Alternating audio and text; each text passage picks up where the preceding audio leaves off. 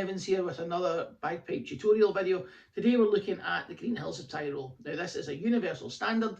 I think you probably find that 99% of active pipers out there in the world will know this tune in some form or another. The setting we're using for this tune is a little simplified.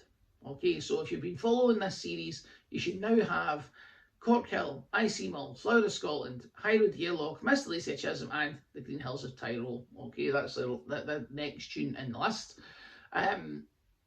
What I've done with this setting is I just boiled it down a little, so it's all the right note values on the right structure, but we've taken out some of the technical work from what you might see if you were to Google this score, for example. Now, don't worry about it, we'll add that stuff in as time goes on, but it's more important that we get the music down and then we can decorate it later on. Okay, it's like, let's get the Christmas tree up before we put the lights on it.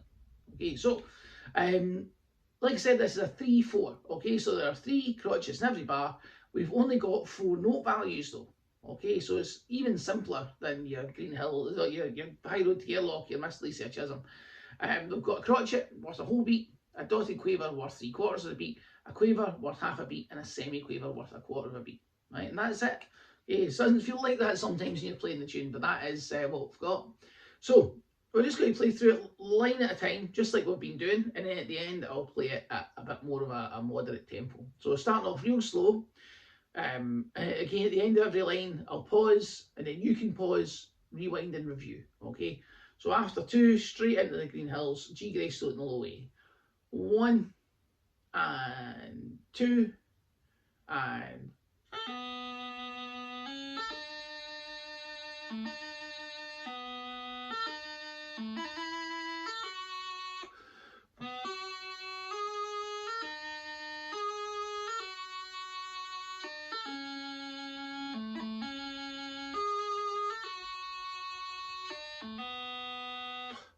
okay. Big things to remember, when you play that 3rd bar, it's definitely a C before the B, not a D. Lots of new folk to this tune will put a D in there. Absolutely not, it's definitely a C. When you play the grip into bar 4, remember the B at the start of bar 4 is on the beat. The grip must be finished onto the beat. Line 2, almost identical as line 1. Well, identical to line 1, I should say. The big thing to remember here is the last 2.5 beats of the whole line are where it changes. And what's the difference? Instead of playing B, F, E, C, A, which is bar 4, line 1, we're playing B, A, C, B, A. So making sure you're aware where that low A comes in, that's the trigger for getting that ending phrase in. So I'll play through that second line now, right? 1 and 2 and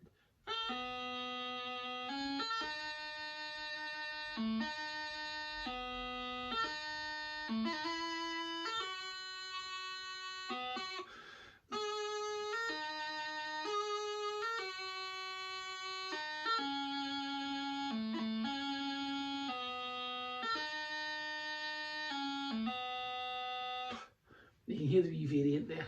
Good, okay, that's part 1. Part 2. All the same rules really. What I definitely point out to you before I play this 3rd line is the start of bar 2, it's a wee F grace note.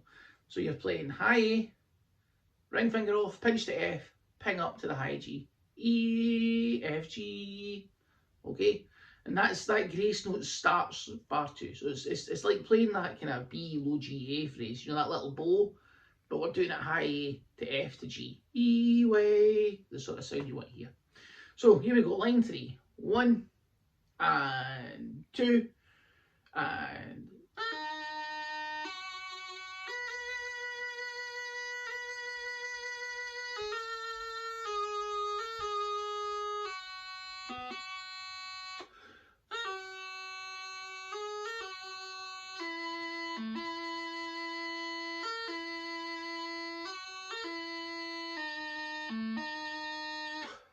okay. And then in the last line, so just bear in mind there's just a wee variation here between the red bars and the orange bars in the last line, but they're all very similar rhythms. So my advice to you here is Bar 3, line 3, you play E, D, strike to finish the bar.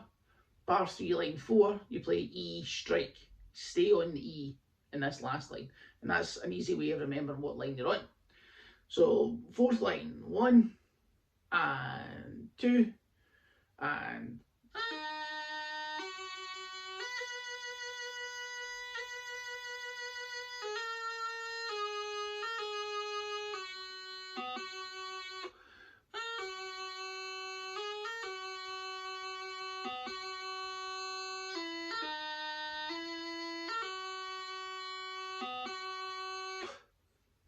and that's the tune.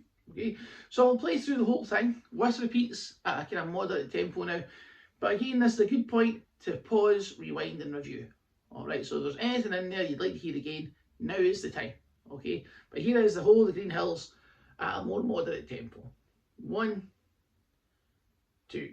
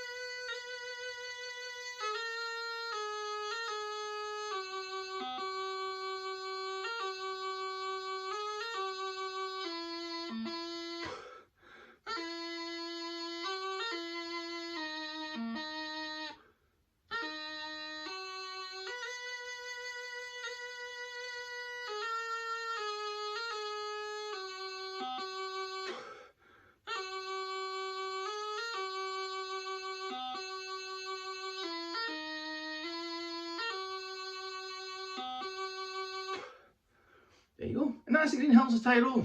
Thanks very much for watching. I'll see you in the next lesson.